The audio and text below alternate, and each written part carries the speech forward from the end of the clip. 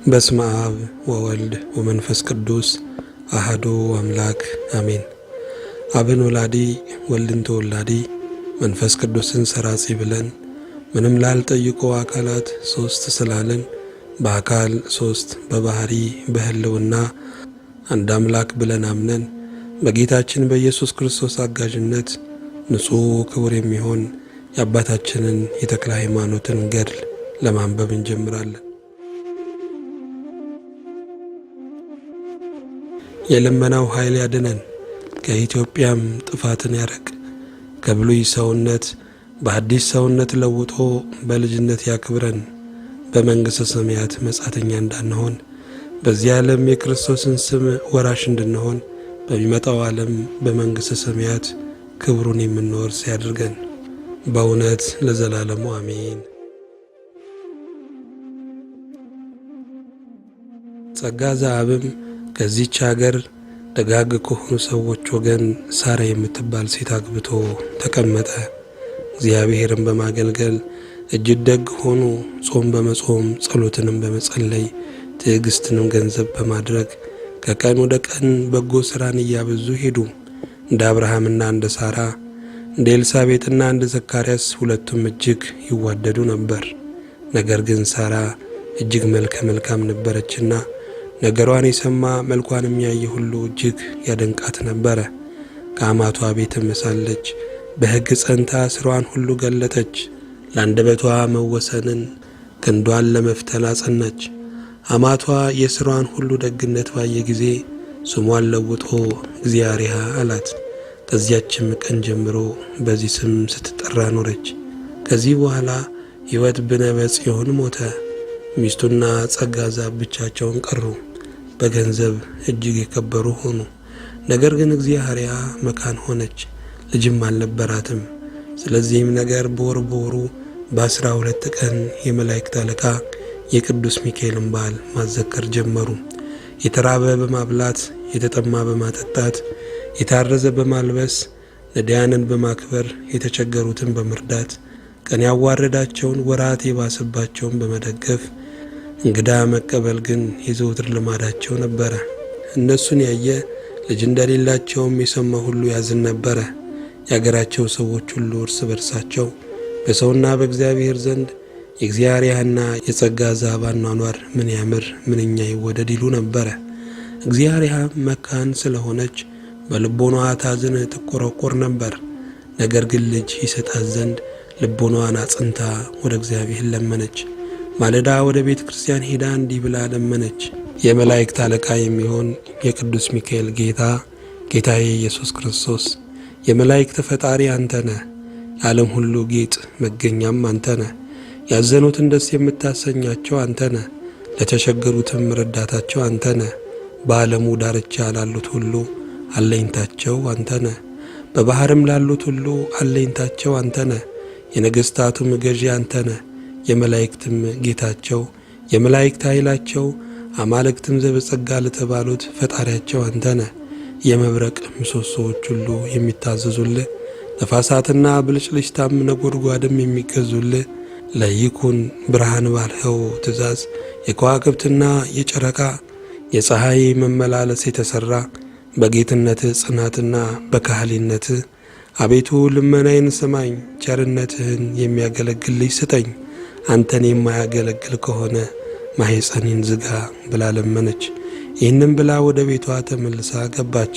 የባሏ የጸጋ ግን ሥራው ጠዋት ማታ በመዓልትም በሌሊትም ወደ ቤተ ክርስቲያን መገስገስ ነበር። ዕጣን ለማጠን የሚሄድበት ጊዜ አለ። መሥዋዕትን ለመሥራት የሚሄድበት ጊዜ አለ። ዳዊት ለመድገም የሚሄድበት ጊዜ አለ። መጽሐፍትን ለማንበብ ወይም ለመመልከት የሚሄድበትም ጊዜ አለ። ወንጌልን ለማስተማር የሚሄድበት ጊዜ አለ። የትሩፋት ሥራ ለመሥራትና ጸሎት ለማድረግ የሚሄድበትም ጊዜ አለ። እየተፋጠነ ከሚሠራው ሥራ ሁሉ ጋር ወደ ቤተ እግዚአብሔር ባዶ እጁን አይሄድም ነበረ። ለቤተ ክርስቲያን የሚሆን እጅ መንሻ ይዞ ይመጣል እንጂ ሥራውንም ከጨረሰ በኋላ ወደ ቤቱ ይመለሳል። እንዲህ እያደረጉ ብዙ ዘመን ተቀመጡ። ከዕለታት በአንድ ቀን እግዚአርያ ጸጋ ዘአብን ጌታዬ የምነግርህ ነገር ነበረኝ፣ ብነግርህ ትቀበለኛለህን? አለችው። በጎ ነገር ከሆነ እቀበልሻለሁ፣ መልካም ካልሆነ ግን አልቀበልሽም አላት። ጌታዬ ነገሩስ ደግ ነው ባለችው ጊዜ እንድትናገር ፈቀደላት። እነሆ አባትህም እናትህም ሞቱ፣ እኛም ልጅ የለንም፣ ገንዘባችን ለማን ይሆናል? ለቤተ ክርስቲያን የሚያሻውን እንስጥ፣ ለነዳያንም የሚያሻውን ምጽዋት እናድርግ። ለኃጢአት ከመገዛት እግዚአብሔር ነፃ ያድርገን ዘንድ ወንዶችንም ሴቶችንም ባሮቻችንን ነፃ እናድርጋቸው። የቀረውን የቤት ዕቃዎቻችንን ሁሉ ለድሃ እንስጥ፣ ብድራችንን እግዚአብሔር ይከፍለን ዘንድ። ልጅ ወልደን ስፍር ቁጥር የሌለው ይህን ሁሉ ገንዘብ ሰብስበን ብናቆየው ምን ይረባዋል? ምን ይጠቅመዋል? እግዚአብሔርን ደስ የሚያሰኝ ካልሆነ ሁሉም ፈጥኖ ይጠፋበታልና። እህቴ ነገርሽስ እጅግ ያማረ የተወደደ ነው። ነገር ግን ጥቂት እንታገስ፣ እንዲህ የሚል ጽሑፍ አለና ለመስጠት አትቸኩል፣ ከሰጠህም በኋላ አይቆጭ። የሚጠራጠር ሰው ከእግዚአብሔር አንድነት የተለየ ነውና። እግዚአብሔርም ጌታዬ ይህ ላንተ አይደለም፣ ለበጎ ሥራ እንቸኩል እንጂ ሰው ከሞተ በኋላ እግዚአብሔርን የሚያመሰግነው ማን ነው? ለመስጠት ሲቻለን መጽውተን ነፍሳችንን ደስ እናሰኛት፣ ፈጣሪያችንንም ደስ እናሰኘው እንጂ። ጸጋ ዘአብም ይህ ነገር ከሚስቱ ሰምቶ ፈጽሞ አደነቀ። አንቺ ሴት ሃይማኖትሽ ፍጹም ነው፣ የእግዚአብሔር ዳረጎት ወይም ስጦታ ነሽ። ስለ አንቺ ነቢይ እንደተናገረ እናገራለሁ። ሥራና ልጅ ስምን ያስጠራሉ። ከሁለቱም ይልቅ ልቦናዋ ቀና የሆነች ሴት ትበልጣለች። ወዳጅ ወገን በዘመናቸው ይጠቀማሉ፣ ከእነሱም ይልቅ ለባሏ ደግ የሆነች ሴት ትበልጣለች። ስለ ምክርሽም እንዲህ ይላለሁ፣ ወንድም ረዳትም በመከራ ጊዜ ኃይል ይሆናሉ። ከሁለቱ ይልቅ ለማዳን ምጽዋት ትበልጣለች። ወርቅና ብር ሀገርን ያጸናሉ፣ ከሁለቱም ይልቅ በጎ ምክር ትበልጣለች። መክበር፣ ገንዘብ ማግኘት ልቦናን ደስ ያሰኛል፣ ከእነዚህም ይልቅ እግዚአብሔርን መፍራት ትበልጣለች። የምታሳጣቸው የለም። ረዳት አትሻም፣ እግዚአብሔርን መፍራት እንደ ገነት በረከቷ ብዙ ነው። ፍጹም ክብር፣ ተድላ፣ ደስታ በሷ ይገኛል። አንቺ ሆይ ልቦናሽ በጎ ነገርን አስቧል። እውነት ነገር ተናገርሽ፣ ያልሽኝን ሁሉ ፈጥኜ አድርጋለሁ። ይህንንም ተናግሮ ገንዘቡን ሁሉ ለነዳያን መጸወተ። ባል ልጅ ረዳት ለሌላት፣ አሳዳጊ መጋቢ ለሌለው ሁሉ ረዳት ቸር የሆነች ሚስቱ እንደነገረችው እኩሌታውን ገንዘብ ለቤተ እግዚአብሔር ሰጠ። ዳግመኛም ወንዶችንም ሴቶችንም ባሮቹን ጠርቶ ወደ ወደዳችሁበት ሂዱ፣ ለእግዚአብሔር ብዬ ከመገዛት ነፃ አውጥቻችኋለሁ። እኔንም ሚስቴንም ከዲያብሎስ መገዛት ነፃ ያደርገን ዘንድ ወንዶችም ሴቶችም ባሮቹ እንዲህ ባላቸው ጊዜ እጅግ አዘኑ። ጌታችን ምን አደረግን? አባታችን ሆይ የሚያሳዝን ሥራ ምን ሠራን? ብንበድልም እነሆ አለንጋ ጅራፍ በፊት አለ፣ ግረፈን እንገረፋለን አሉት። ጸጋ ዘአብም ያሳዘናችሁኝ ነገር የለም። በእውነት ከፊቱ ቆመው የሚያገለግሉት በካህናት በአባቶቼ በረከት እግዚአብሔር ይባርካችሁ። ከእኔ ቤት ልትኖሩ ብትወዱ ግን እንደ ቤት ልጅ ሆናችሁ ኑሩ እንጂ ባሮች አይበሏችሁ። ወንዶችንም የጸጋ ዘአብ ወዳጆች፣ ሴቶችንም የእግዚአብሔር ባለሟሎች ይበሏችሁ አላቸው። እንዲህም ባላቸው ጊዜ ሴቶቹ ወንዶቹም ደስ ብሏቸው እጁን እግሩን ሳሙት። ወንዶችም ሴቶቹም እንደ ባለቤት ነፃ ሆነው ከሱ ጋር ብዙ ዘመን ተቀመጡ። እንዲህም ሲኖሩ እስላደኔ ከምትባል ሴት የተወለደ ሞቶሎሚ የሚባል አንድ ካህዲ ተነስቶ በሸዋ አውራጃና በዳሞት አውራጃ በኃይሉ ነገሰ።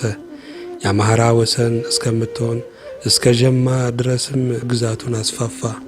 አብያተ ክርስቲያናትን አቃጥሎ አብያተ ጣዖትን በመስራት የፈጠራችሁኝ እናንተ ናችሁ፣ በሰልፍና በጦርነት ጊዜም ድል እንዳደርግ የምትረዱኝ እናንተ ናችሁ ብሎ ለጣዖት ሰገደ።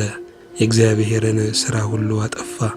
የሸዋን መኳንንት ሁሉ ሴቶቻችሁን አምጡልኝ አገባቸው ዘንድ ይላቸው ነበረ። እነሱም እንዳይገላቸው ፈርተው በፈረቃ ይልኩለት ነበረ።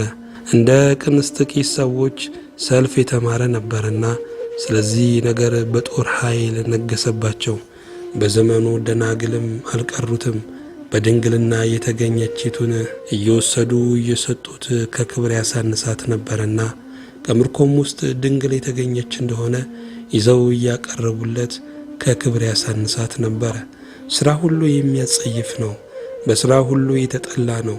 በዚያም ወራት ጽላልሽ አውራጃ ደረሰና ዞረሬን ከቧት ሰፈረ።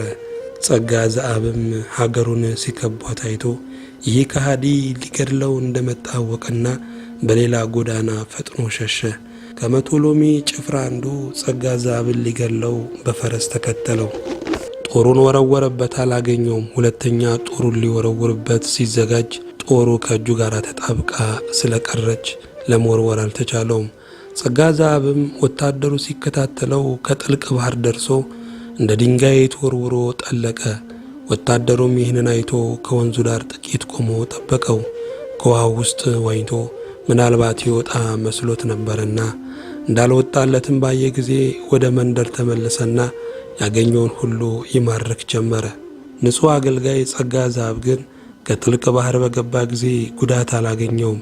ይህቺ ባህር ለማደሪያ እንደተዘጋጀች ድንኳን ሆነችለት እንጂ የመላእክት አለቃ ቅዱስ ሚካኤልም ይጠብቀዋልና፣ ነገር ግን እሱ አያየውም ነበር። ያን ጊዜ በመጋቢት 12 ቀን የቅዱስ ሚካኤል በዓል ስለነበረ ከባህር ውስጥ ሆኖ እንዲህ እያለ ይጮህ ጀመረ። ኃይል የምትሆነኝ ቅዱስ ሚካኤል፣ አምባ መጠጊያ የምትሆነኝ ሚካኤል፣ ኃይል ወዴት ነው? ከሃሊነት ወዴት ነው? ታምራት ማድረግ ወዴት ነው? እነሆ መሞቻዬ ደረሰ። ዛሬ የሽብር ቀን ነው። ዛሬ የመከራ ቀን ነው። ዛሬ ጥፋት ተፈረደብኝ። በበዓል ደስ ሳታሰኘኝ ታሳዝነኛለህን? ይህንንና ይህን የመሰለ ሁሉ እንዲህ እያለ የእናቱን ጡት እንዳስጣሉት ልጅ ያለቅስ ነበረ። ከዓይኖቹ የሚያቃጥል እንባ በብዛት ያለማቋረጥ ይወርድ ነበረ። ያን ጊዜ የመላእክት አለቃ ቅዱስ ሚካኤል ተገልጾለት ጸጋ ዘአብ ምን ያስለቅስሃል? እነሆ እኔ ሚካኤል እጠብቅሃለሁ። እኔ ያለው አትፍራ። ከሜዳ ሳለ ከዚያ ከወታደር አድኜ ቢሆን ታምራቴ ባልተደነቀም ነበረ። ከባህር ውስጥ ሳለ አድኜ ባወጣሁ ጊዜ ታምራቴ ይደነቃል እንጂ። የማድንህም ስለ አንተ ብቻ አይደለም፣ በአብራክህም ስላለ ስለተመረጠ ልጅህ ነው እንጂ። እሱም ለዓለም ሁሉ ብርሃን ይሆናል። በሥራ ሁሉ እንደ እኔ ይሆናል። እኔም እጠብቀዋለሁ። እሱም ለእኔ ዕድል ፈንታዬ ነው። ስለ እሱ ከሞት ትድናለህ። እንዲሁ የልጁን ነገር እየነገረው በባህር ውስጥም 3 መዓልት 3 ሌሊት ውሎ አደረ። ከዚያ በኋላ የመላእክት አለቃ ቅዱስ ሚካኤል ጸጋ ዘአብን እንዲህ አለው፣ እነሆ የጥፋት ቀን አለፈ፣ ና ውጣ ብሎ ያን ጊዜ በእጁ መንጥቆ ከባህር አውጥቶ በዞረሬ ወዳለችን ቤተ ክርስቲያን ወስዶ አገባውና ከእሱ ተሰወረ። ጸጋ ዘአብም ሀገሩን ምድረ በዳውን አገኛት። ቤተ ክርስቲያኑም የሰውን ቤት ሁሉ ፈርሶ አገኘው። ከቀድሞ ይልቅ ያሁኑ ሐዘን ጸናበት። በመጋቢት በ12 ቀን ሰውም ከብቱም ሲማረክ በዚያች ቀን ሚስቱም ተማርካ ሄደች። ነገር ግን በዱር በገደል ተሰውረው ከምርኮ የቀሩ ጥቂት ሰዎች ስለ ሀገራቸው ጥፋት ከእሱ ጋር ይላቀሱ ዘንድ ወደ እሱ መጡ። እግዚአብሔርን ግን እኒህ የወታደር ጭፍሮች በማረኳት ጊዜ ለጌታችን ለንጉሡ ሚስት ትሆነዋለች ብለው አክብረው ይዘዋት ሄዱ። እጅግ መልከ መልካም ነበረችና ቆንዳላዋ የተከፈከፈ የተጠቀለለ ብሩንጎዋ የተፈተለ ነው። ዓይኖቿም እንደ አጥቢያ ኮከብ ናቸው። አንገቷም እንደ ብር ዘንግ ነው። መላ ሰውነቷ ያማረ ነው። በአጠቃላይ ከእግሯ እስከ ራሷ ድረስም ክፉ ነገር የለባትም። እነዚህም ወታደሮች እንዲህ ያለች ሁና ባዩአት ጊዜ በፍቅሯ ልቦናው ነደደ። አንዱ እኔ እጠብቃታለሁ፣ ሌላውም እኔ እሸከማታለሁ ይላል። በበቅሎዬ ያስቀምጣታለሁ የሚልም አለ። አንዱ እኔ ልብሴንም አለብሳታለሁ ይላል። እነዚህ ሁሉ ለፈቃዳቸው እየራሳቸው ይፎካከራሉ። ነገር ግን የሚጠብቃት የመላእክት አለቃ ቅዱስ ሚካኤል ክብርት እሷን እንዳያረክሷት ይከለክላቸዋል። እነሱም ንጉሥ ሆይ የምሥራች፣ ምሳሌ የሌላት ሴት አገኘንልህ። በቤተ መንግሥት ሁሉ እንደ እሷ ያለ አይገኝም። እሷን ብታገባ ዓለም ሁሉ ይሰግድልሃል በማለት ሄደው ለሞቶሎሚ ነገሩት። እሱም ደስ ብሎት ከወዴት አገኛችኋት አላቸው። እነሱም ዛሬ ከሀገሩ ሰው ጋር ማረክናት፣ እጅግ መልከ መልካም እንደሆነች አይተን ሚስት ታደርጋት ዘንድም ወደ አንተ አመጣናት አሉት። በዚህን ጊዜ አክብራችሁ ጠብቁልኝ፣ ከደህና ቦታ አሳድሯት፣ ከሰው ወገን ማንም እንዳያያት፣ በነጭ ሐር የተሠራ አረንጓዴ አበባ ግምጃ በወርቅ በብር የተሠራ ልብስ አልብሷት ብሎ ሰጣቸው። በዚህ ሁሉ ጌጥ አስጊጣችሁ ነገ ወደ እኔ አምጧት አላቸው። ወታደሮቹም ይህን ሁሉ ከንጉሡ ታዘው ወደ ክብርት እግዚአርያ ሄዱ። ከእሷ ዘንድ በደረሱ ጊዜ ንጉሥ እንዴት ውለሻል ላለሽ ብለው ይህን ሁሉ ልብስ ሰጥቷት፣ በእሷ አስጌጧት፣ የወርቅ ማርዳ አደረጉላት። ለእጆቿም የወርቅ አንባር፣ ለጣቶቿ የወርቅ ቀለበት፣ ለእግሯም የወርቅ ጫማ አደረጉላት። ንግሥታቶቹ እንደሚያጌጡት ማዕረግ በዚህ ሁሉ ጌጥ አስጌጧት። እሷ ግን ታዝን፣ እንባዋንም ከምድር ታንጠበጥብ ነበር። ቀናም ብላ አታስተውልም። አንገቷንም ደፍታ ምድርን ትቆረቆር ነበር እንጂ በሕሊናዋ ግን ወደ ሰማይ ታመለክት ነበረ። ወታደሮቹም እጅግ ስታዝን ባዩት ጊዜ አንቺ ሆይ ምን ያስለቅስሻል? ንግሥት ሆነሻልና ይህንም ብለው ለእሷ ወደ ተዘጋጀ ቤት ወስደው አገቧት። ጣዕሙ ልዩ ልዩ የሆነ ምግብ አቀረቡላትና ንጉሥ ብይ ጠጪ ብሎሻል አሏት። እሷ ግን አልተቀበለቻቸውም፣ ከምግቡም አልተመገበችም። ወደ ፈጣሪዋ እንዲህ እያለች ታመለክት ነበረ እንጂ ጌታዬ ፈጣሪ ኢየሱስ ክርስቶስ ስንፍናዬን ለምን ተመለከት? ንጹሕ ሆኖ የሚያገለግል ባሪያ ጸጋ ዛብን ለምን አላሰብከውም? አንተን ለሚክዱ ኃጥአን ለሚሆኑ ጠላቶች አሳልፈ ለምን ሰጠኸኝ? ከአንተ አንድነት የተለዩ አንተም ከእነሱ የተለየ ነህ። እኔ ሥርዓት ያላቸው ሥርዓት የተሠራላቸው ከንጹሐን ካህናት ልጅ ከንጹሕ አገልጋይ ልጅ ስጠኝ ብዬ ለምኜህ ነበረ። ሕግህን ሥርዓትህን ከማያውቅ ከሚያጸይፍ ባሪያ ልጅ የተሰጠኝ ዘንድ ወደድክን? ከዚህ ከርኩስ ባሪያ ይቅርና ከዚያም ከንጹሕ አገልጋይም ቢሆን አንተን ደስ የሚያሰኝ ልጅ ካልሆነ ማኅፀኔን ዝጋው እልሃለሁ። አቤቱ የኃያላን ባለቤት ዛሬ በእኔ ላይ ኃይልህን ግለጥ። አቤቱ የትድግናህ ባለቤት ዛሬ በእኔ ላይ ትድግናህን ግለጥ። አቤቱ የይቅርታ ባለቤት ዛሬ በእኔ ላይ ይቅርታህን ግለጥ። እንዲህ እያለች ስትጸልይ ሊህ ወታደሮች በልተው ጠገቡ። ወደ እሷም ቀርበው ንግሥቱ ሆይ ጤና ይስጥልን፣ ነገ ወደ ንጉሡ እንወስድሻለን፣ ሚስትም ያደርግሻል፣ በግዛቱ ውስጥም ያለው ሁሉ ይሰግድልሻል። መብሉንስ እምቢ አልሽ፣ መኝታውንስ እንኳን አትተኝምን አሏት። እግዚአርያም እኔንስ እንቅልፍ እምቢ አለኝ፣ እናንተ በሉ ተኙ አለቻቸው።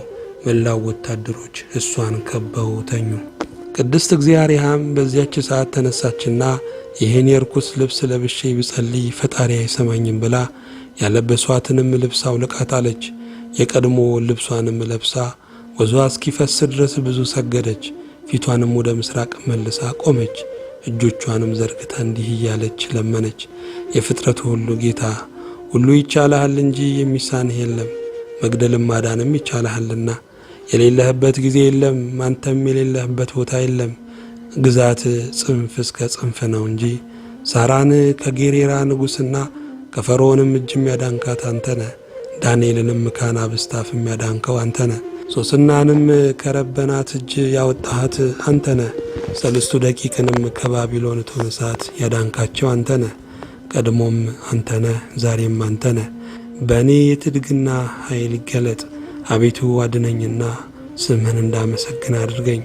እኔ ድሃ ባሪያህን በዚህ በተኩላ አፍም አትጣለኝ። አንተም የመላእክት አለቃ ቅዱስ ሚካኤል ዝምታ ምንድን ነው? በባሪያ ላይ ይህ ሁሉ መከራ ሲመጣባት ቸልታስ ምንድን ነው? ቦር ቦሩ ዝክርህን እዘክራለሁ ብዬ ከአንተ ጋር የተማማልኩትን መሐላ ዘነጋኸውን? ዝክርህን በማደርግበት ቀን ይህ ሁሉ መከራ ደረሰብኝ። ስታከብረኝ አዋረድኸኝ፣ ደስ ስታሰኝኝ ያሳዘንኸኝ። የመላእክት አለቃ ቅዱስ ሚካኤል ሆይ የመላእክት አለቃ ቅዱስ ሚካኤል ሆይ ይህንን ታደርግ ዘንድ ላንተ አይደለም፣ በመከራ የተጨነቁትን የምትረዳቸው አንተ ነህና እርዳኝ እንጂ። ለመውደቅ የሚፍገመገሙትን የምትደግፋቸው አንተ ነህና ደግፈኝ እንጂ። እንዲህ እያለች ስትጸልይ የመላእክት አለቃ ቅዱስ ሚካኤል ተገልጾ ቅድስት ሆይ ቸራለሽን አላት። ይህ ነገር የተደረገው ላጠፋሽ አይደለም፣ የፍቅሬን ጽናትን ባንቺ ገልጽ ዘንድ ነው እንጂ ከዚህ መከራ የምትድኝበት ስለ አንቺ ብቻ አይደለም፣ ከአንቺ ስለሚወለደው ልጅ ነው እንጂ። ዓለም ሁሉ ለአንዲት ራስ ጠጉሩ ዋጋው የማይሆን የአሕዛብ ብዕልና የነገሥታት ክብር በእግሩ ለሚረገጣት ለአንዲት ምድር ትቢያ ዋጋው የማይሆን የብዙ ሰዎች ድህነት ነው። የሕሙማንም ፈውስ በእጁ ነው። ስለ እሱም ከመከራው ትድኛለሽ። እግዚአርያም ጌታዬ መቼ ነው የምድነው ብላ በጠየቀችው ጊዜ እሱም እግዚአብሔር በወደደው ቀን ነው ብሏት ከእሷ ተሰወረ። እሷ ግን ሌሊቱን ሁሉ ቁማ ስትጸልይ አድራ ዘበኞቹ ሳይነሱ ጌጠኛውንም ልብስ ለብሳ ተቀመጠች። ወታደሮቹም ነገ እንድታመጧት ብሎ እንዳዘዛቸው በወርቅና በብር አስጊጠው ወደ ንጉሡ ወሰዷትና አግብተው ከፊቱ አቆሟት። ንጉሡም ባያት ጊዜ እጅግ ደስ አለውና ሊስማት ወዶ ፈጥኖ ተነሳ።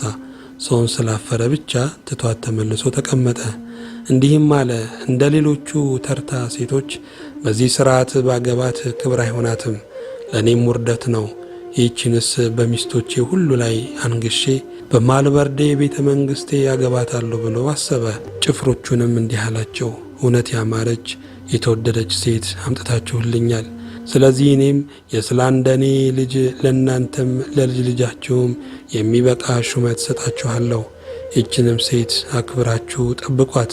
በገንዘቤ ሁሉ እስካሰለጥናት ድረስ የወደደችውን ሁሉ አድርጉላት። ጉዞም ስንሄድ እኔ በምቀመጥበት በቅሎ አስቀምጧት። በመዓልትም በሌሊትም ከኔ አታርቋት። በወርቅ በተሠራ ዓይነ ርግብ ሸፍኗት። ቀን ፀሐይ እንዳያያት ሌሊትም ብርድም እንዳያገኛት። ከከተማው ቤተ መንግሥቴ በደረስን ጊዜ በጣዖቶቼ ሥርዓት ከዚያ ታጋቡኛላችሁ። ይህን ብሎ ተነስቶ ቸኩሎ ሄደ። ለእግዚአብሔርም እሱ እንዳዘዛቸው አደረጉላት። በኋላው እያስከተሉ ይዘዋት ሄዱ፣ ከእኔ ያታርቋት ብሏቸዋልና። እሷ ግን በልቦኗ ጽኑ ሐዘን ታዝናለች። እነሆ የጥፋት ቀን ቀረበ፣ የመላእክት አለቃ ቅዱስ ሚካኤል ሆይ የምታድነኝ መቼ ነው እያለች ሁል ጊዜ ታለቅስ ነበረ። ከዚህ በኋላ ሞቶሎሚ መልእክተኞች ወደ ሀገሩ እንዲህ ብሎ ሰደደ። እነሆ ደስ ብሎኛል፣ በደህና ተመልሻለሁ። የሚያሟርቱትን ጠንቋዮች ሁሉ በማልበርዴ ሰብስባችሁ ቆዩኝ። 1000 ሰንጋ 1000 ጊደር ታላላቆች ቀንዳቸው በወርቅና በብር የተለበጠ 1000 ያልተለበጡ ያልተጌጡ 1000 የበግ ሙክት 1000 የፍየል ሙክት 20,000 ዶሮ ይህን ሁሉ እንዲህ አዘጋጅታችሁ ቆዩኝ አላቸው። ጠጅ አሳላፊዎቹንም 700,000 ማድጋ ጠጅ አዘጋጁ፣ ጠላው ግን እንደ ውሃ ይሁን። የእንጀራ አዛዦቹንም አነባሻውንም ወጡንም አብዝታችሁ አዘጋጁ በሏቸው። 10 ሚስቶቼን በየቤታችሁ ብዙ ምግብ አዘጋጁ በሏቸው አለ። የዳሞትንም ሰዎች ሁሉ በማልበርዴ ግብሬንም አዘጋጅታችሁ ቆዩኝ። ይህንንም ያዘዝኋችሁን ሁሉ ያላደረጋችሁ እንደሆነ በሰይፍ እቀጣችኋለሁ፣ ገደልም እጥላችኋለሁ፣ በእሳት አቃጥላችኋለሁ በሏቸው። እናንተም ይህን የላኳችሁንም ያላደረጋችሁ እንደሆነ ቅጣታችሁ እንደነሱ ነው። በፈጣኖችም ፈረሶችም ሁናችሁ ሂዱ፣ በየደረሳችሁበትም ሀገር ፈረስ እያፈራረቃችሁ ሂዱ፣ ነገ እንድትገቡ። እኔም እስከ ሳምንት ቀን ድረስ እገባለሁ። መልእክተኞችም ሄዱ። በነጋው ከከተማው ደርሰው እንደላካቸውም ነገሩ። እነሱም የላከባቸውን ሰምተው እንዳዘዛቸው አዘጋጁ። ሞቶሎሚም ተነስቶ እየተከተላቸው በ8 ቀን ከከተማው ደረሰ። የሀገሩም ሰዎች እንደ ቀጠራቸው ደስ ብሏቸው በእልልታ በግርግርታ ተቀበሉት። መልእክተኞቹም ከሕዝቡ ጋር ሊቀበሉት በመጡ ጊዜ መልእክተኞችን ጠቀሳቸውና ያዘዝኳችሁን ሁሉ አዘጋጃችሁን? ጠንቋዮችም ጥበብ ያላቸው ሰዎች ሁሉ ተሰበሰቡን አላቸው። እነሱም ንጉሶ ያውን አሉት። አሁንም ሄዳችሁ ለነገ ተዘጋጁ በሏቸው። ለጣዖቶቻችንም እንሰግድ ዘንድም በዓለም እናደርግላቸው ዘንድ በሰልፍ ጊዜ ድል እንድናደርግ የሚያደርጉን እነሱ ናቸውና እሺ እንዳዘዝከ እናደርጋለን አሉት። ከዚያም በማልበርዴ ወዳለው ቤተ መንግሥቱ ገብቶ እግዚአብሔርን እስከ ነገ ከሌላ ቤትም አሳርፏት ብሎ አዘዘ። እሱ ግን ሌሊቱን ሁሉ ሥርዓተ መንግሥት ሲያዘጋጅ አደረ። አሽከሮቹም ሰንጋውን ሲያርዱ ማዕዱንም ሲያዘጋጁ አልተኙም። በዚህችም ቀን የታረደው እርድ 200,800 ሲሆን ሌሊቱንም በሙሉ የተሰራው ምግብ ግን ስፍር ቁጥር አልነበረውም።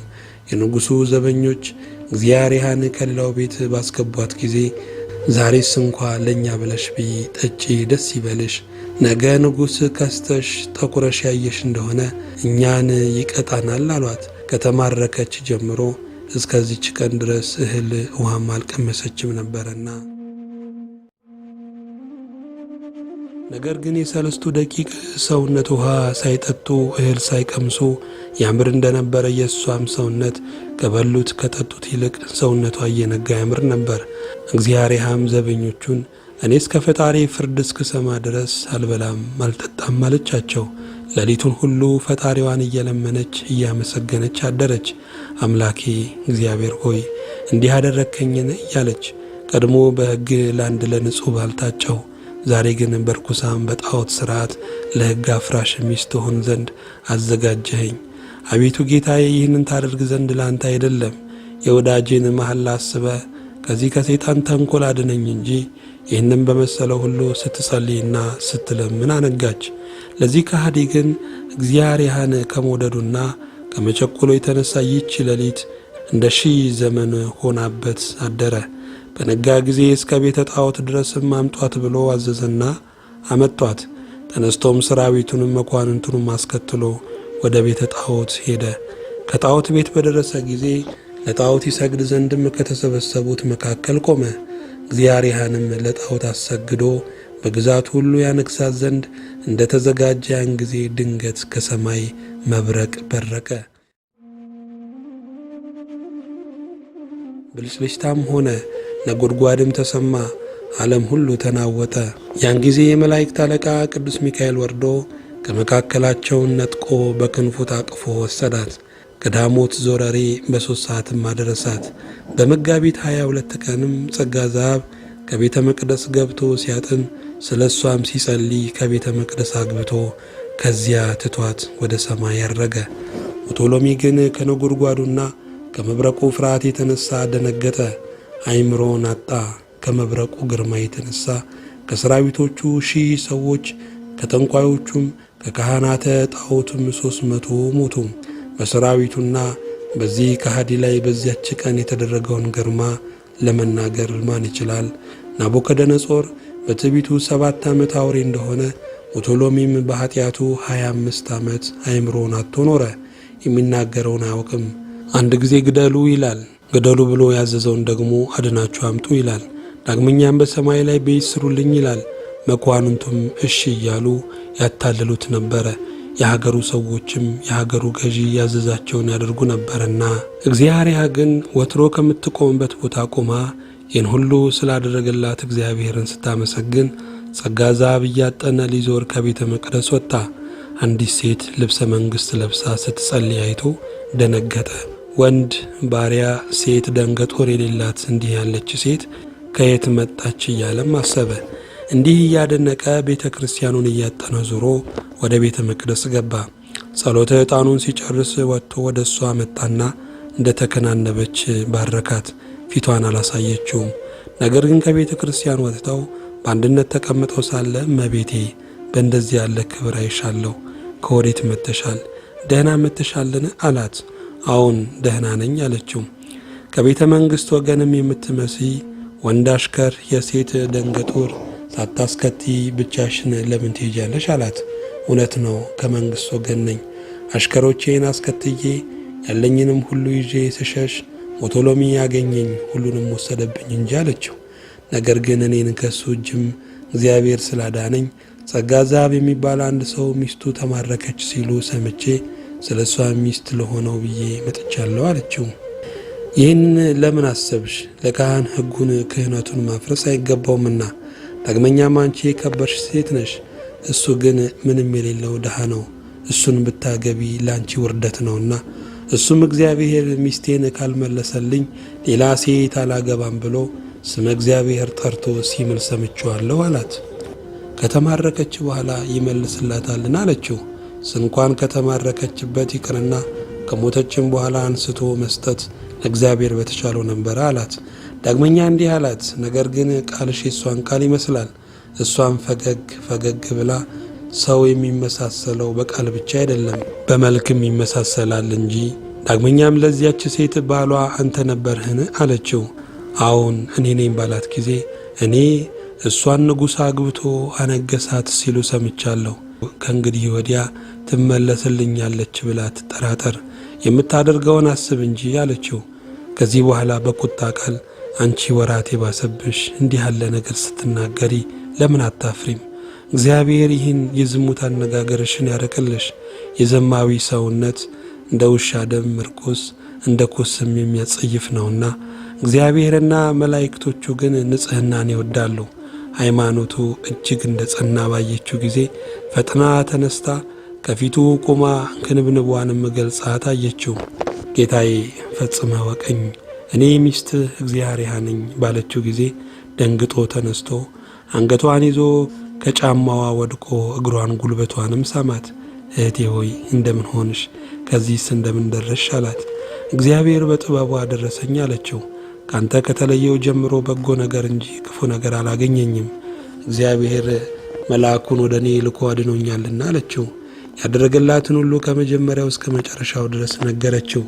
ጸጋ ዘአብም ይህንን ሰምቶ ወደ ሰማይ እየተመለከተ ብቻውን ይህን ታላቅ ታምር ያደረገልኝ የእስራኤል ፈጣሪ ይክበር ይመስገን፣ የጌትነቱ ስም ይክበር፣ ምስጋናውም ለዓለም ሁሉ ምሉ ይሁን ብሎ አመሰገነ።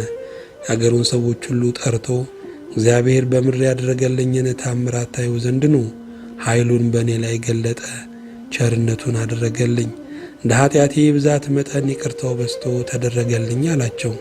ሳይማረኩ የቀሩ የሀገሩ ሰዎች ሁሉ ትንሹም ትልቁም ተሰብስበው እግዚአብሔርን በወርቅ ልብስ ተሸልማ አዩአት። ቀርበውም እጅ ነሷት። በዚህን ያህል ክብርና ገናንነት ማን አመጣሽ አሏት። በእሷ የተደረገውን ሁሉ በነገረቻቸው ጊዜ ወዳጆቹ አድሮ ታምራት የሚያደርግ እግዚአብሔርን አመሰገኑ። ተማርከው ስለ ቀሩትም ያለቀሱ አሉ። የእግዚአብሔርን ሥራ ሲነጋገሩ ከቆዩ በኋላ ሥጋ ወደሙ ተቀብለው ደስ ብሏቸው ወደ ቤታቸው ገቡ።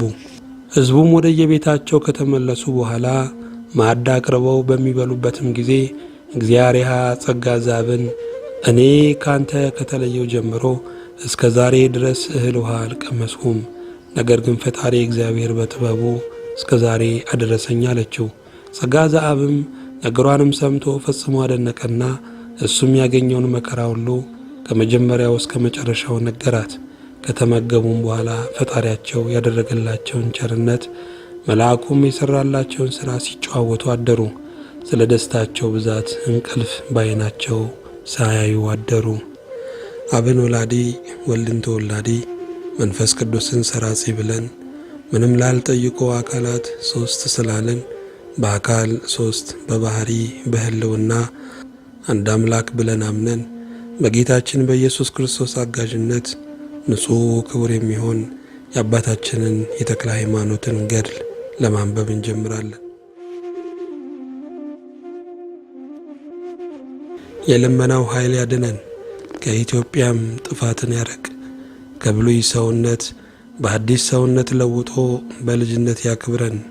በመንግሥተ ሰማያት መጻተኛ እንዳንሆን በዚህ ዓለም የክርስቶስን ስም ወራሽ እንድንሆን በሚመጣው ዓለም በመንግሥተ ሰማያት ክብሩን የምንወርስ ያድርገን። በእውነት ለዘላለሙ አሜን።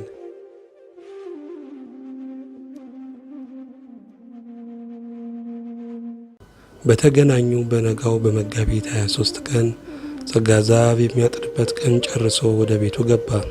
በዚያች ሌሊት በ23 ለ24 አጥቢያ አባታችን ተክለ ሃይማኖት ተጸነሱ።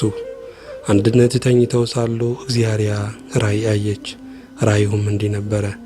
የብርሃን ምሰሶ ከቤቷ ውስጥም ቆሞ የምሰሶ ራስ ከሰማይ ደርሶ በዓለም ያሉ ሕዝብ ሁሉ ነገሥታቱም ጳጳሳቱም በዙሪያው ቆመው እኩሌቶቹም ሲሰግዱለት እኩሌቶቹም እሱን ጥግ አድርገው ይቀመጣሉ። በእሱም ላይ ብዙ አዕዋፍ ተቀምጠዋል። እኩሌቶቹ ነጫጮች ናቸው፣ እኩሌቶቹም ቀያዮች ናቸው፣ እኩሌቶቹም አመዳማ ናቸው፣ እኩሌቶቹ ዝንጉርጉር ናቸው፣ ጥቋቁሮችም አሉ። ይህን ስታይ ጸጋ ዘአብ በእንቅልፍ ልቡ ስለተናገረ ሕልም ማየቷንም አቋረጣትና ነቃች። እሱንም አነቃችውና ለምን ትጮኻለህ አለችው። ድንቅ ሕልም አይቼ ነው ቢላት ምንድነው አለችው። ከምንተኛበት አጎበር ስር ፀሐይ ሲወጣ ስፍር ቁጥር የሌላቸው ብሩሃን መኳክብትም በክንፉ ላይ ተቀምጠው ለዓለም ሁሉ ሲያበሩ ከብርሃኑም ብዛት የተነሳ ሀገር ሁሉ አበራ። ይህን ራእይ አይቼ ደንግጬ ጮኽኩ አላት። እግዚአብሔርም ይህ ነገር እጅግ ድንቅ ነው፣ ማንም ሊሰማው አይቻልም፣ እኔም እንጂ እንዳንተ ድንቅ ሕልም አየሁ አለችው። ያየችውን ራእይ ሁሉ ነገረችው። እሱም ሰምቶ አደነቀ። በዚህ ወራት በእኛ ላይ ምን ይደረግ ይሆን እያሉ እርስ በርሳቸው ተጨዋወቱ። ይህን ሲነጋገሩ ለየራሳቸው ተኙ። እግዚአብሔርን ተኝታ ሳለች የመላእክት አለቃ ቅዱስ ሚካኤል ታያትና አነጋገራት። ቀድሞ ወንድ ልጅ ትወልጃለሽ ብዬ ነገርኩሽ። የተመረጠ ልጅ ዛሬ በማኅፀንሽ ተጸነሰ። በእግዚአብሔርና በሁለት ወገን ድንግል በምትሆን በእናቱ በክብርት እመቤታችንም ዘንድ የተወደደ ነው። በመላእክት ዘንድ እጅግ የከበረ ነው። ከብዙ ሥራው ለአንዲቱ ሰማይና ምድር መጠኑ አይሆንም። ይህን ከነገራት በኋላ ተሰወራት። ለጸጋ ዛብም ለእሷ እንደነገራት ነገረው። ዳግመኛ ጸጋ ዛብ በተኛሽበት ጊዜ ምን አየሽ አላት። የመላእክት አለቃ ቅዱስ ሚካኤል ታየኝና ተነጋገረኝ አለችው። የነገራትንም ሁሉ ነገረችው። እሱም ለእኔም እንጂ እንዳንቺ ነገረኝ አላት። እግዚአብሔር የሠራላቸውን ሥራ እያደነቁ ተቀመጡ። ከዳሞት ያመጣቸውንም የጌጧን ልብስ ሽጠው ከቤታቸው ምንም ሳያስቀሩ ለድሃ ሰጡ። ቀድሞ የመላእክት አለቃ ቅዱስ ሚካኤል እግዚአርያን ከምርኮ በመለሳት ጊዜ እናንተን እግዚአብሔር ይጠብቃችኋል፣ የሚያሳጣችሁ የለም፣ ይህን ሁሉ የወርቅ ልብስም ጌጥሽን ለድሃ ስጪው ብሎ ነግሯት ነበርና እነሱም እንዳዘዛቸው አደረጉ። ካዘዛቸውም አንዲትስ እንኳን አላስቀሩም። እሱም ያሻቸውን ሁሉ አላሳጣቸውም። እግዚአብሔር ወዳጆቹን እንዲቸገሩ አያደርግምና። የመላእክት አለቃ የቅዱስ ሚካኤልንም በዓል ከቀድሟቸው ይልቅ እያበዙ ያዘክሩ ጀመር።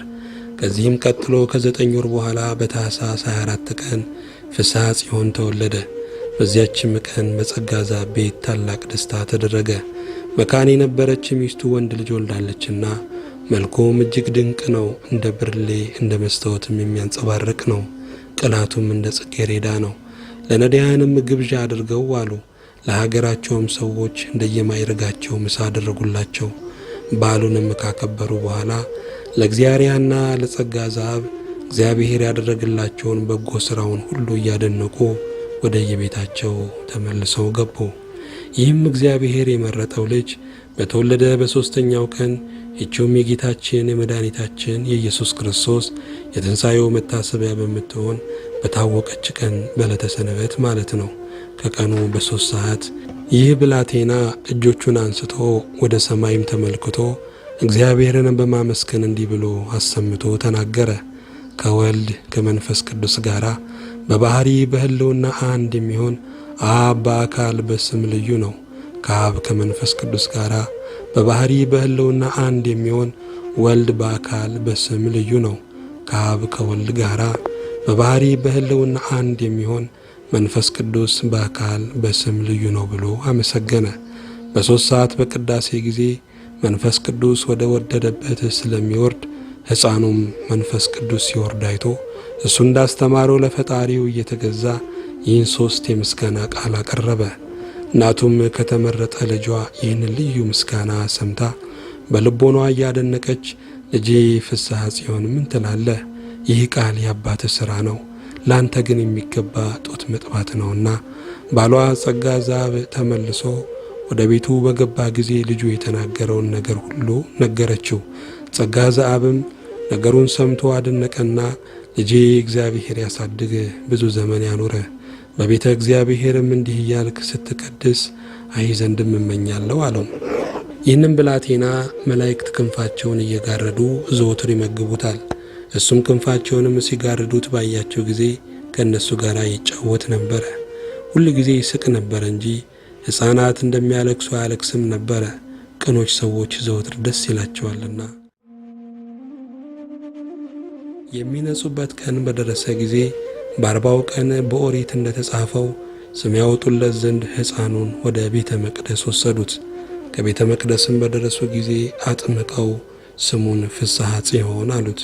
ትርጓሜውም የጽዮን ደስታዋ ማለት ነው። በአማረ በተወደደ ትምህርቱ ቤተ ክርስቲያንን ወይም ምእመንን ደስ ያሰኛት ዘንድ በጽኑም ሃይማኖቱ ሥራዋን ያጸና ዘንድ አለውና። ወደ ቤታቸውም ተመልሰው ከገቡ በኋላ የመላእክት አለቃ ቅዱስ ሚካኤል ጸጋ ዛብን በሕልሙ ተገልጾ ቀድሞ የተመረጠ ልጅ በአብራክ አለ ብዬ ነገርኩ ይህ ነው። ስሙም ፍስሐ ጽዮን አይደለም፣ ስሙ ሌላ ነው፣ ካንተ የተሰወረ ነው፣ በልበ ሥላሴ ተጽፎ ያለ ነው እንጂ አለው። ጸጋ ዛብም ጌታዬ ስሙ ማን ነው ንገረኝ ብሎ ቢጠይቀው ስሙን ልነግርህ አልተላኩም፣ ነገር ግን ይህ ብላቴና በተጸነሰ ጊዜ አንተም ሚስትህም ያያችሁትን ሕልም ልተረጉምላችሁ ታዝዣለሁ እንጂ አለው።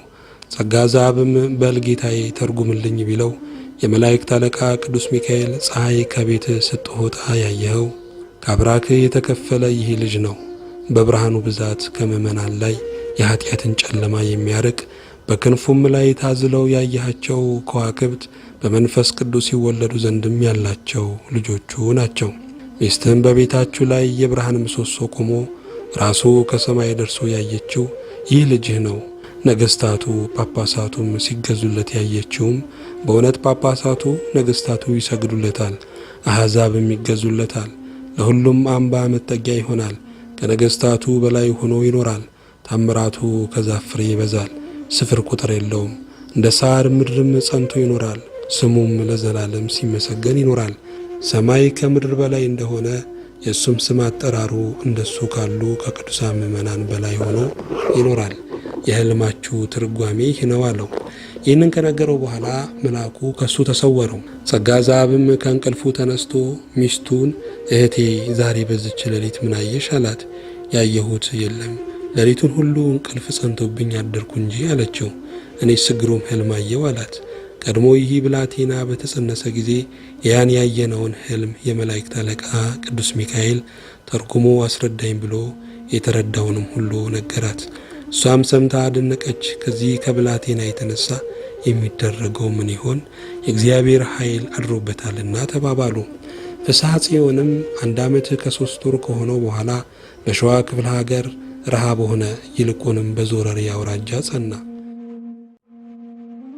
እግዚአብሔርም ጸጋ ዘአብን እንዲህ አለችው፣ እነሆ የመላእክት አለቃ የቅዱስ ሚካኤል በዓል ደረሰ። በእጃችን ምንም የሌለን ምን እናደርጋለን? ወይንስ ሳንሞት በዓሉን እናስተጓጉላለን? አሁንም እግዚአብሔር የምናደርገውን ያመልክተን ዘንድ ወደ ቤተ መቅደስ ሂደ ወደ እግዚአብሔር አመልክት አለችው። ይህንንም ስትናገረው እንባዋን እያፈሰሰች ነበረ። ጸጋ ዘአብም የመላእክት አለቃ የቅዱስ ሚካኤል በዓሉ ታጎለብኝ ብላ ሚስቱ ስታለቅስ ባየ ጊዜ ልቡ ስብርብር ብሎ አዘነ። ወደ ቤተ ክርስቲያንም ሄዶ ከመቅደስ ገብቶ በእጄ ምንም የለኝ፣ የመላእክት አለቃ የቅዱስ ሚካኤል በዓል ሊታጎልብኝ ነው፣ አቤቱ ጌታዬ ምን ላድርግ እያለ ከመንበሩ ላይ ተደፍቶ ያለቅስ ጀመረ። አቤቱ ልቦናዬን መርምረው፣ ፈጣሪህም ንጉሴም አንተ ነህ። ወደ አንተ አንጋጥጣለሁ፣ ልመናዬንም ወደ አንተ አቀርባለሁ። ችግሬንና ሐሳቤን ላንተ እናገራለሁ። ከሲና በረሃ ጀምረ እስከ ቃዴስ በርኔ ድረስም በባለሟል በመላእክት አለቃ በቅዱስ ሚካኤል እጅ እስራኤልን መና የመገብካቸው አንተ ነህ። ዛሬም አንተ ነህና እንደማደርገው ነገር አመልክተኝ። ከቤተ መቅደስ ውስጥም እንዲህ እያለ ሲለምን ሚስቱም በቤቷ ደጃፍ ተቀምጣ በኃይል ታለቅስ ነበር። የተመረጠ ልጇም ስታለቅስ አይቶ እንባዋን በጣቱ ጠረገላት። እሷም የመላእክት አለቃ የቅዱስ ሚካኤል በዓል እንዲታጎል አያውቅ ይህ ልጅ ምን ይለኛል ብላ ጡቷን አጎረሰችው። ብላቴናውም መጥማቱን ትቶ ወደ ቤት አግብኝ እንደሚል ወደ ቤት ጠቅሶ ቢያሳያትም አባባሉ አልገባትም። እሱ ግን ወደ ቤት ለመግባትም እያመለከተ ጮኸ፣ አለቀሰ። እናቱም ወደ ቤት አግብኝ ማለቱን ባወቀች ጊዜ ከቤት ምን አለኝ እያለች ልጇ ስላለቀሰ ብቻ ይዛው ገባች። ነገር ግን ጥቂት የስንዴ ዱቄት በእንቅብ ውስጥም 1 ድርጎ የሚሆን ነበረ። ይህንን እንቅቡንም ስጭኝ እንደሚል ጠቅሶ አሳያት። አምጥታ ሰጠችው። እጁን ከዱቄቱ ላይ ጫነው፣ ወዲያው መልቶ ፈሰሰ። እሷም ይህንን ድንቅ ሥራ አይታ አደነቀች። ዳግመኛ ልጇ ፍስሐ ጽዮን 2ኛውን እንቅብ አምጪ ብሎ ጠቀሳትና አቀረበችለት። እንደ መጫወትም ጥቂት ዱቄት ዘግኖ ጨመረበት። ከዚያም መላ። 3ኛውንም እንቅብ አመጣችለትና እንደ ቀደሞ መላ። እሷን ቢደክማት ገረዷንም እርጅኝ ብላ ጠራቻት። 9 እንቅብ አመጣች። በእነዚያ ሁሉ መልቶ 12 እንቅብ ሆነ። በዚያች ቀን በጸጋ ዘአብ ቤት የእግዚአብሔር በረከት መላ። ፍስሐ ጽዮንም በረከት ከሰማይ እንደ ዝናብ ሲወርድ ስላየ ደስ ብሎት ልዝለል አለ። እናቱም ይህ ልጄ እንደ ፈጣሪው ሁሉ ነገር የሚቻለው ነው ብላ አሰበች። ጥቂት ቅቤ ያለበት የቅቤ ማሰሮ አመጣችና እጁን እንደ መስቀል አማትባ ከውስጡ በጨመረችው ጊዜ በእሳት እንዳፈሉት ፈላና ፈጥኖ መላ። ገረዷ ታላቅ እንስራ አምጥታ ከቅቤው ጥቂት እየቀዳች ከውስጡ ጨመረችው። ሁሉም መሉ። የጨው ሙዳይም አምጥታ እንደ ቀድሞ አማትባ የሕፃኑን እጅ ከውስጡ ጨመረችው። ፈጥኖ መላ። ከሱም ቀርታ ከታላቅ እንስራ ጨመረች። እንደዚያው መላ። ዳግመኛም ጋን ምንቸት አቀረበች። ከጨው እየዘገነች ከውስጣቸው ጨመረችው። ጋኑም ምንቸቱም መላ። የኑግ ቅባኑግም ለወጥ የሚያስፈልጉ ቅመማ ቅመሞች ሁሉ በየቦታቸው መልተው ተገኙ። በዚያች ቀን ከቤት ዕቃ ባዶውን የተገኘ አልነበረም። እግዚአብሔርም ይህንን ታምራት አይታ በመደነቅ ገረዷንም ጠርታ ለመላእክት አለቃ ለቅዱስ ሚካኤል በዓል የሚሆነውን ምግብ ሁሉ አዘጋጂ አለቻት። ይኸውም እግዚአብሔር በተማረከች በሁለተኛው ዓመት በመጋቢት 12 ቀን ነው። ጸጋ ዘአብም ከቤተ ክርስቲያን ተመልሶ ወደ ቤቱ በገባ ጊዜ ሚስቱ የተመረጠ ልጃቸው ያደረገውን ሁሉ ነገረችው። ጸጋ ዘአብም ሰምቶ እግዚአብሔርን አመሰገነ። እኛን ይቅር ብሎ ለወገኖቹ ድህነትን ያደረገ የእስራኤል ፈጣሪ ይክበር ይመስገን። ሰውነቴ እግዚአብሔርን ታመሰግነዋለች፣ ለክቡር ስሙም ትገዛለች። ለእኔ ለኃጥእ የማይገባኝ ሲሆን ይህን ሁሉ ስላደረገልኝ አቤቱ ጌታዬ ምን ወረታ እከፍልሃለሁ? ይህንን ካለ በኋላ ልጁን ልጄ ሆይ 1000 ዘመን ኑርልኝ እያለ አንስቶ ታቅፎ ሳመው። በረሃብ ጊዜ ጥጋብ፣ በጥም ጊዜ መጠጥ፣ በታረዝን ጊዜ ልብስ፣ በሐዘን ጊዜ ደስታ፣ በመከራ ጊዜ መጠጊያ ሆነህናልና እንደዚህ ያለ ልጄ ብዙ ዘመን ኑርልኝ አለ። ሕፃኑም እኔስ ብዙ ዘመን እኖራለሁ፣ አንተ ግን ከእኔ አስቀድሞ ትሞታለህ፣ ያለንም ሌላ ልጅ የለህም። ብትሞትም ስለ ንጹሕ ክህነት እግዚአብሔር ስለሚቀበለው ዕጣን እግዚአብሔር ስለሚቀበለው ምጽዋዕት ተመስግነ የምትቀበለው ዋጋ ይቆያል። እኔ ግን ለጽኑ መዋጋት እቀራለሁ። የምዋጋውም ከሥጋዊ ከደማዊ ሰው ጋር አይደለም፣ ከሰማይ በታች ዓለመ ጽልመትን ከሚገዙ ከአጋንንት ጋር ነው እንጂ። አንተ ግን አባቴ ወደ አባቶቼ መኖሪያ ትሄዳለህ። ይህችም የሁሉ መገኛ መቃብር ናት። ልጁ ይህንን በነገረው ጊዜ ጸጋ ዘአብ እጅግ ፈራ፣ እንደነገጠ። ነገር ግን እግዚአብሔርን እንዲህ ብሎ አመሰገነ። ሰማይን ምድርን የፈጠርክ ጌታ አመሰግንሃለሁ። ይህንን አዋቂዎች ነን ከሚሉት ሰውረ ለሕፃናት ገልጸኸዋልና። አሁን አባቴ ከአዋቂ መሰወር ላላዋቂ መግለጽ ልማድ ነውና በእውነትም አዋቆች የምታደርጋቸው አንተ ነህ። ነገርህ ሕፃናትን ያራቅቃል። አንተ በመረጥከው በዚህ ልጅ ላይ የምታደርገውን ታምራት ሁሉ ለእኔ ልትገልጽልኝ አይገባኝም። ከዚህ ሁሉ በኋላ እያመሰገነ ልጁን እንዲህ አለው፣ ሕጉን ሥርዓቱን ታውቅ ዘንድ እውቀቱን ለሰጠ ለእግዚአብሔር ክብር ምስጋና ይግባው። ከዚህ በኋላ ብዙ ምግብ አዘጋጅተው በመጋቢት 12 ቀን በሊቀ መላእክት በቅዱስ ሚካኤል ስም ታላቅ በዓል አደረጉ። ለድሃው ሁሉ እናት አባት የሌለውን ለማጽናናት፣ ለተቸገሩት ሁሉ ለዘመዶቻቸውም ለሀገሩም ሰው ሁሉ ታላቅ ምሳ አደረጉ። የተሰበሰቡትም ሰዎች በሀገራችን እህል የለ፣ በዚህ በረሃብ ዘመን ይህን ያህል ምግብ ከየት አገኙ? እኛም እኮ የሊቀ መላእክት የቅዱስ ሚካኤልን ዝክር ብናዘክር እንዲህ ባገኘን ነበረ እያሉ አደነቁ። ልጃቸው ፍስሐ ጽዮን ከተወለደ ወዲህ እጅግ ከበሩ ያሉም አሉ። በልተው ከጠገቡ በኋላ ይህን እየተባባሉ ወደ ሀገራቸው ተመልሰው ገቡ። እግዚአብሔርና ጸጋ ዘአብም የረሃቡ ዘመን እስኪፈጸም ድረስ ለሀገሩ ሰው ሁሉ ይህንን እየመገቡ ተቀመጡ። ይህም የስንዴ ዱቄት እስከ ብዙ ቀን ድረስም አልተፈጸመም። ዱቄቱ ብቻ ሳይሆን ለምግብነት የሚፈለጉ በልጃቸው እጅም የተባረከው ሁሉ ጨውም ቅቤውም እስኪሞቱ ድረስ አልተፈጸመም። እግዚአብሔርና ጸጋ ዘአብም በልጃቸው በፍስሐ ጽዮን እጅ ይህ ሁሉ ስለተደረገላቸው ደስ ብሏቸው በማለትና በሌሊትም እግዚአብሔርን እያመሰገኑ ተቀመጡ። ከዚህ በኋላ ዳግመኛ እግዚአብሔር በልጇ በፍስሐ ጽዮን እጅ ታላቅ ታምር አደረገች። አንድ አገረ ገዢ ሰው በእነሱ አካባቢ ሲያልፍ እጅግ ተርቤያለሁና ምሳ ብይኝ አላት። መጠጥ የለኝም እንጂ ምሳስ በሰጠሁ ነበር አለችው። መጠጥ በተገኘ ደግ ነበር፣ ነገር ግን ያልሽኝን ስጭኝ አላት። እግዚአብሔር መጠጥ ስለሌላት እጅግ እያዘነች ወደ ቤት ገባች።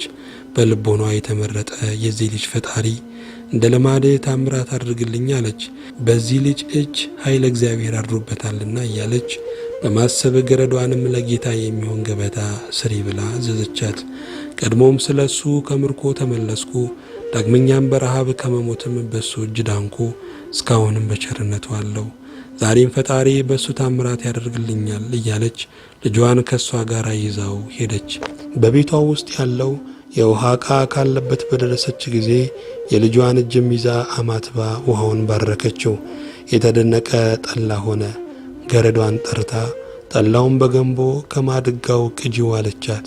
ቀርታም መልቶ ተረፈ። ዳግመኛም በብዙ ገንቦ ቀዳችው፣ አልተፈጸመም፣ ለበኋላ ይሆናል ብላ አስቀመጠችው። እግዚአብሔርም እንግዳውንም ጠርታችሁ ከሁለተኛው ቤትም አስገቡት ብላ አዘዘች። እንደሚያሻውም ብዙ ምግብ ብዙ መጠጥም አቀረበችለት። ይህም መኮንን ይህች ሴት ድንገት ይህን ያህል ምግብ ከየት አገኘች እያለ አደነቀ። ይህ ስለ እኔ ይቅርና ለንጉሥም በበቃ ነበረ። ከእሱ ዘንድ ካሉ ሰዎች ጋር እንዲህ የተባባሉ በልተው ከጠጡ በኋላ ለሌሎቹ ሰዎችም አተረፉ። ይህም መኮንን እግዚአብሔርን ጥሯት አለና ከእሱ ዘንድ በደረሰች ጊዜ እንደዚህ ያማረ መጠጥ እያለሽ እንዴት የለኝም ትይኛለሽ? በእውነት በቤተ መንግሥት እንኳን እንዲህ ያለ መጠጥ አይገኝምና አላት። እግዚአብሔርም እኔ እንዳለም አላወቅኩ ቀድሞም አላየሁት፣ ነገር ግን ካንተ ዘንድ ከሄድኩ በኋላ ፈጣሪ ሰጠኝ አለችው። ይህም መኮንን አንቺንም ገንዘብሽንም ሁሉ እግዚአብሔር ይባርክልሽ ብሎ መርቋት ተነስቶ ሄደ። ይህም ጠላ የሆነው የማድጋ ውሃ የአገሩ ሰው ሁሉ እየጠጣው ሳይቆመጥጥ እያደረ አፍለኛ ሆኖ በመገኘት እስከ 40 ቀን ተቀመጠ። ፍስሐ ጽዮን ግን እንደ ሕፃናት አፉን ያልፈታ ሆኖ የሚናገርበት ጊዜ አለ። እንደ 20 ዘመን ጎልማሳም ሆኖ በጽኑ ነገር የሚናገርበት ጊዜ አለ። ለእናቱም በሱ እጅ ብዙ ታምራት ተደረገላት። እሷም የፈለገችውን ሁሉ ታገኝ ነበረ። ይህም የተመረጠ ልጅ ብዙ ታምራት እያደረገ አደገ። አብን ወላዲ ወልድን ተወላዲ መንፈስ ቅዱስን ሰራጺ ብለን ምንም ላልጠይቆ አካላት 3 ስላለን በአካል 3 በባህሪ በህልውና አንድ አምላክ ብለን አምነን በጌታችን በኢየሱስ ክርስቶስ አጋዥነት ንጹሕ ክቡር የሚሆን የአባታችንን የተክለ ሃይማኖትን ገድል ለማንበብ እንጀምራለን። የልመናው ኃይል ያድነን፣ ከኢትዮጵያም ጥፋትን ያረቅ። ከብሉይ ሰውነት በአዲስ ሰውነት ለውጦ በልጅነት ያክብረን። በመንግሥተ ሰማያት መጻተኛ እንዳንሆን በዚህ ዓለም የክርስቶስን ስም ወራሽ እንድንሆን በሚመጣው ዓለም በመንግሥተ ሰማያት ክብሩን የምንወርስ ያድርገን። በእውነት ለዘላለሙ አሜን።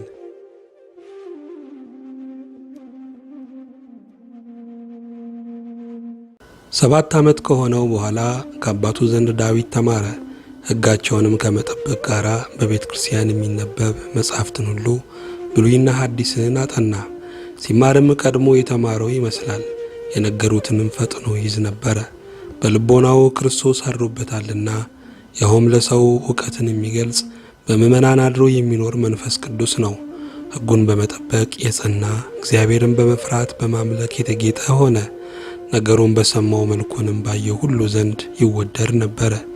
ከሚዋጉት አጋንንት ጋሻ ተሆነው ዘንድ ጸሎትን አብዝቶ ከመጸለይ ጋር የሥራ ሁሉ መገኛ የምትሆን ጾምን መጾም ጀመረ። ትዕግስትንም አጽንቶ ያዘ።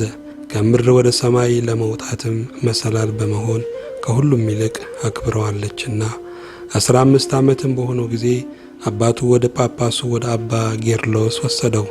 አባ ብንያም ሊቀ ጳጳስ ሆኖ ሳለ በአምሃራ አውራጃ ጳጳስ ገና መምጣቱ ነበርና ከዚያ ሳይደርሱ መልአኩ ቅዱስ ሚካኤል አባ ጌርሎስን በመንፈቀ ሌሊት ታይቶ ተነጋገረው። ለመንግሥተ ሰማያት የሚበቃ መልኩ ያማረ የተመረጠ ልጅ ይዞ ነገ ወደ አንተ ቀይ ሰው ይመጣል፣ ከሩቅ እጅ ይነሳሃል። እሱም በእግዚአብሔር ዘንድ እጅግ የከበረ ነው። ከራስ ጸጉሩ ለአንዲቱስ እንኳን ሰማይና ምድር ዋጋው አይሆኑትም። ስሙም በልበ ሥላሴ የተጻፈ ነው። እንደዚህ ያለ ልጅ አምጥቼልሃለሁና ፈጥነ ዲቁና ሹመው፣ በፍቅር ተቀብለ በፍቅር ሸኘው አለው።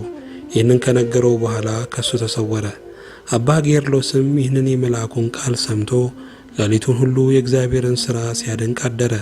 በነጋ ጊዜ መልአኩ የነገረው ነገር እውነት እንደሆነ ለማወቅ ወደ ደጅ ወጣ። ያን ጊዜ የጸጋ ዛፍ ደርሶ ከሩቅ ሆኖ እጅ ነሳ። አባ ጌርሎስም መልአኩ የነገረው ነገር እውነት እንደሆነ አውቆ ተመልሶ ከማይረግ ቦታው ተቀመጠ። ካህናቱም እንደ ልማዳቸው በግራ በቀኝ ቆሙ። ከእነሱ አንዱን ጠቅሶ ያን የቆመ ቀይ ሰው ጠርተ አምጣው አለውና ጸጋ ዛብንም ጠርቶ አቀረበው። ከጳጳሱም ዘንድ በደረሰ ጊዜ እጅ ነስቶ በረከት ተቀበለ። አባ ጌርሎስም በመንፈስ ቅዱስ የከበረ ደስ የሚያሰኝ ልጅህ ወዴት አለ? በመላእክትና በእግዚአብሔር ዘንድ ከኔ ይልቅ የከበረ ነውና እንደሱ ካሉ ቅዱሳንም ይልቅ የከበረ ነው። በሱ ምክንያት ለነገሥታት ጠላትን ዕድል ማድረግን ይሰጣል፣ ለካህናትም በልጅነት ማክበር ይሰጣል፣ ለመኳንንትም እውነተኛ ፍርድ፣ ለመሳፍንቱም የግርማ ኃይል፣ ለአብያተ ክርስቲያናትም መጠበቅ፣ ለሴቶችና ለወንዶች ምእመናን የሃይማኖት ጽናት ይሰጣል። ጸጋ ዘአብም ከአባ ጌርሎስ ቃል ይህንን በሰማ ጊዜ እያደነቀ ብዙ ሰዓት ቆሞ ስለቆየ ጳጳሱም ምን የኔን ነገር ታደንቃለህ? ልጅህ ከዚህ የለምን? አለው። አባቴ አዎን አለ። ጳጳሱም እንኪያስ እግዚአብሔር እንዳዘዘኝ አከብረው ዘንድ ሂድ ፈጥና አምጣው አለው። ነገር ግን እኔ ኃጥኡ እሱን የማከብረው አይደለም፣ እሱ በተሰጠው ክብር ያከብረኛል እንጂ። አባ ጌርሎስም ይህንን ባለ ጊዜ ጸጋ ዘአብ ልጁ ፍስሐ ጽዮንን ከጳጳሱ ፊት አቀረበው። አባ ጌርሎስም ባየው ጊዜ ከማይረጉ ቦታው ፈጥኖ ተነስቶ አንገቱን አቅፎ ሳመው። ሕዝቡም ጳጳሱ ተነስቶ ሕፃኑን ሲስመው አይተው ደነገጡ። አባታችን አንተ ጳጳሱ ለዚህ ሕፃን መነሳት ምን አይተህ ነው ባሉት ጊዜ አባ ጌርሎስም እኔ ያወቅኩትን እናንተ አላወቃችሁም አላቸው። ይህ ልጅ በጌታችን በኢየሱስ ክርስቶስ ዘንድ የከበረ ነው። በሁለት ወገን ድንግል በሆነች በእናቱ በቅድስት ማርያምም ዘንድ የተወደደ ነው። የሚሄደውም ብቻውን አይደለም፣ የመላእክት አለቃ ቅዱስ ሚካኤል የእሳት ሰይፍ ይዞ ከፊት ከፊቱ አብሮት ይሄዳል እንጂ። እናንተ የሰውነቱን ትንሽነት ታያላችሁ፣ እኔ ግን የተሰጠውን ክብር አያለሁ። ይህን ካለ በኋላ ፍስሐ ጽዮንን ይዞ ካጠገቡ አስቀመጠው፣ ከልብሱም አለበሰው። አባቱንም ስለ ልጁ ደግነት አክብሮ ተቀበለው። ከደህና ቦታም አሳድሩት ብሎ አዘዘ። ልጁን ግን ደስ ብሎት ከሱ ጋር